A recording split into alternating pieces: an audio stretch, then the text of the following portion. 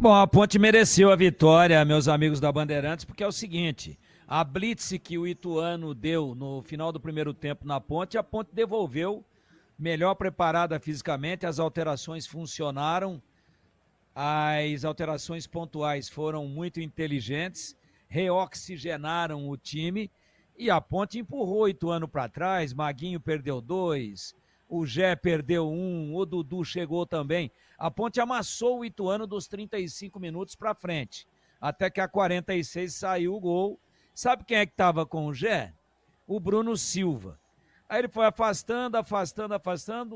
O Gé deu um cortinho, estava longe na entrada da área ali, praticamente em cima da linha da grande área. E o Bruno Silva falou, esse grandão desengonçado aí. Aí o Gé deu um cortinho nele, tirou para a direita e bateu, sabe, com aquela categoria dos grandes artilheiros. Ele bate com o lado de dentro do pé, a bola sai do Paulino e volta. Quer dizer, ela sai da linha do poste esquerdo, sai da vigilância do goleiro e faz a curva. Mas tudo consciente, tudo muito bem organizado. E ao fazer a curva, ela entra no cantinho, entra na lateral da rede, na chamada bochecha da rede. Mas a Ponte mereceu amplamente, porque as alterações processadas devolveram a Ponte com uma intensidade que ela não estava mostrando até a metade do segundo tempo. E eu pontuo aqui as alterações, né? A Ponte trouxe o Gé no lugar do Toró. Propiciou para mim ao Paulino a principal defesa do jogo, no bico que ele deu, um passe do Elvis, e depois botou a bola na rede. O Diego Tavares entrou bem lá pelo lado direito, hein?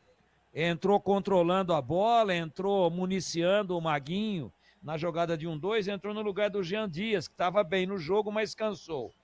O Everton Brito, pulmão de aço, sem a bola recompunha, voltava com a bola, se posicionava ali do lado esquerdo e acabava preenchendo bem o espaço, acabava inclusive auxiliando na marcação da saída de bola da equipe do Ituano.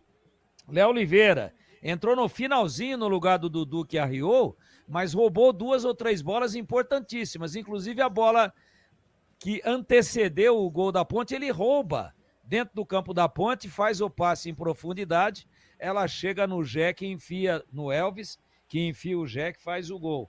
João Gabriel estava vulnerável à Ponte pelo lado esquerdo com o Barcelos. O menino entrou, fechou, acabou a festinha por ali. Nem o Berola, que é veloz, ninguém que caiu por ali se criou em cima dele. Então as correções foram bem feitas.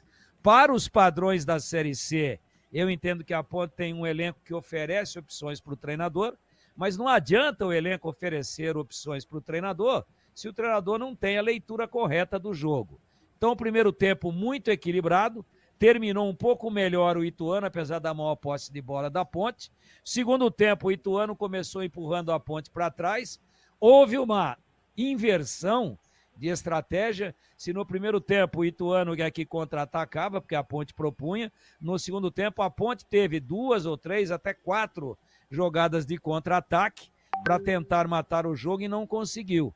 Agora depois o Ituano sentiu o peso, sentiu a força, sentiu o potencial técnico para o campeonato do time da Ponte e não conseguiu ir mais. E a Ponte foi enfileirando oportunidades, até que fez o gol e mereceu amplamente o resultado, um golaço do Gé, que abre também uma perspectiva aí de dias melhores ainda para a Ponte na competição, porque ele é um matador. Teve 2 e uma ele botou na rede. Justíssima vitória da Ponte em Itu, gol do Gé.